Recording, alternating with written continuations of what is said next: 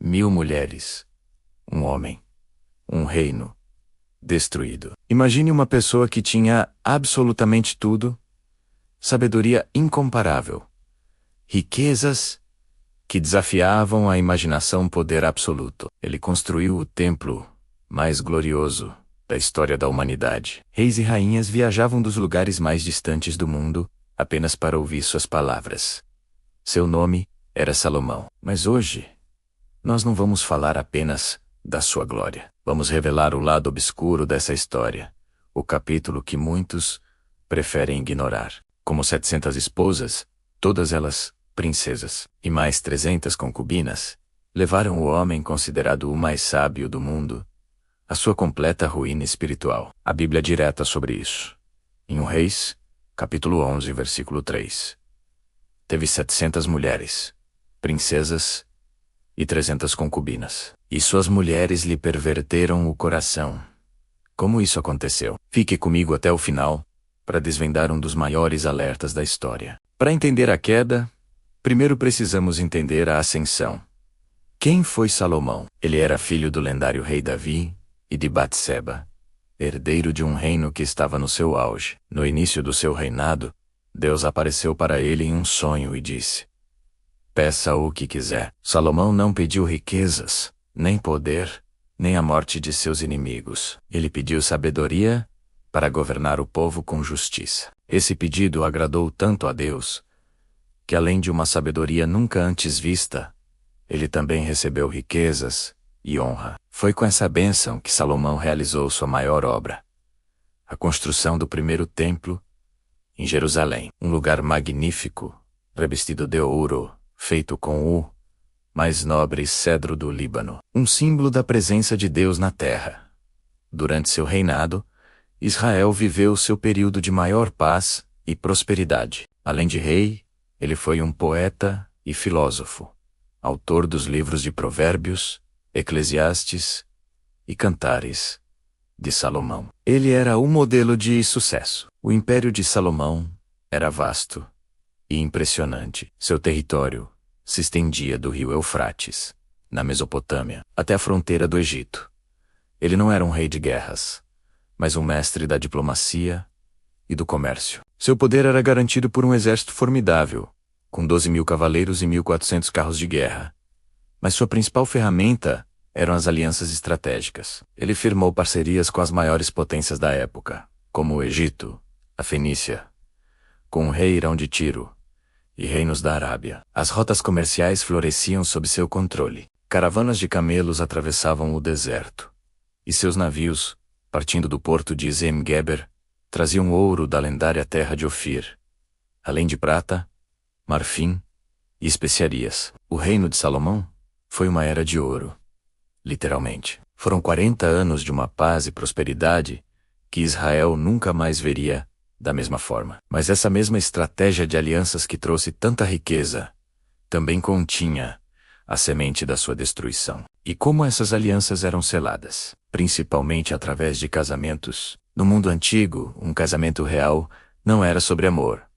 Era um tratado político. Cada esposa que entrava para o harém de Salomão representava um acordo, uma nação aliada, um pacto de não agressão e cooperação comercial. A mais importante dessas alianças foi selada com seu casamento com a filha do faraó do Egito, uma potência mundial. Mas ela foi apenas a primeira de muitas. A Bíblia lista mulheres de diversas nações: moabitas, amonitas, edomitas, sidônias e eteias. 700 esposas, todas com status de princesa, e mais 300 concubinas.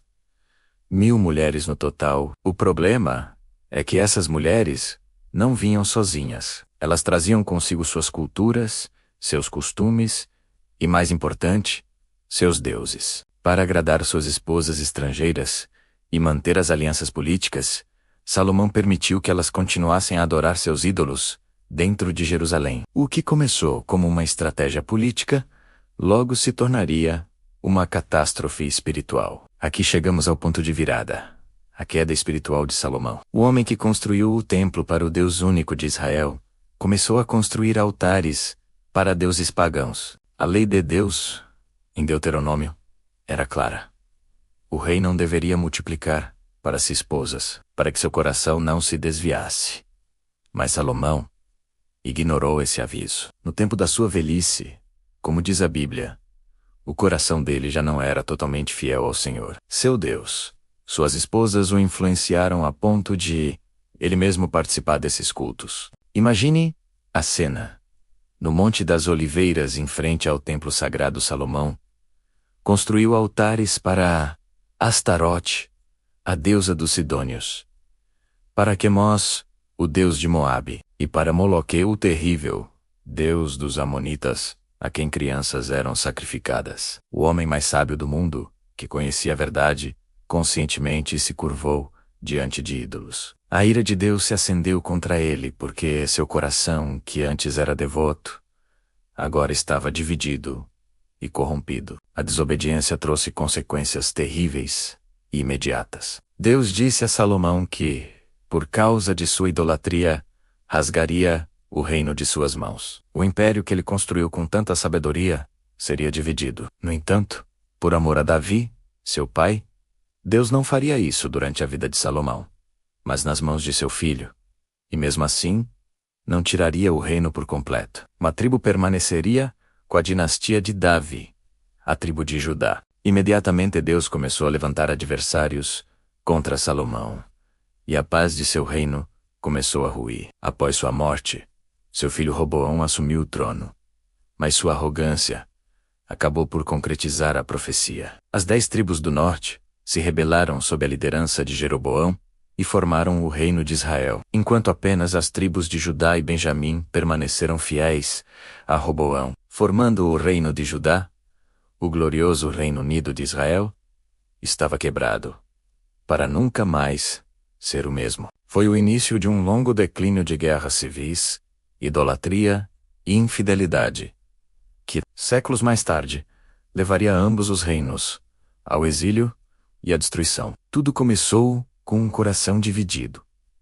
A história de Salomão não é apenas um relato antigo. É uma lição poderosa para cada um de nós. Hoje, ele teve tudo, sabedoria, riqueza, poder, mas perdeu o essencial. Um coração totalmente dedicado a Deus.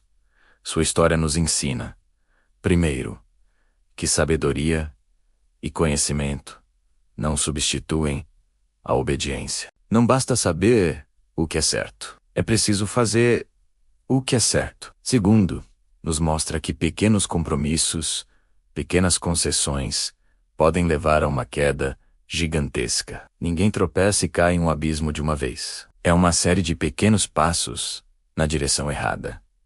Terceiro, nos alerta sobre o poder das influências. As pessoas com quem nos associamos podem nos aproximar ou nos afastar de Deus. Por fim, a história dele mostra que nossas escolhas não afetam apenas a nós, mas têm consequências que podem durar por gerações. A queda de Salomão é um aviso solene, mas também a esperança. Sua história nos lembra da importância de guardar nosso coração acima de tudo, porque, como o próprio Salomão escreveu, dele procedem as fontes da vida. Que possamos aprender com seus erros para não os repetirmos. Obrigado por assistir até aqui. Se essa mensagem tocou você, deixe o seu like para que mais pessoas possam vê-la. Inscreva-se no canal para não perder nossos próximos vídeos e compartilhe nos comentários qual lição da vida de Salomão mais impactou você. A gente se vê no próximo vídeo.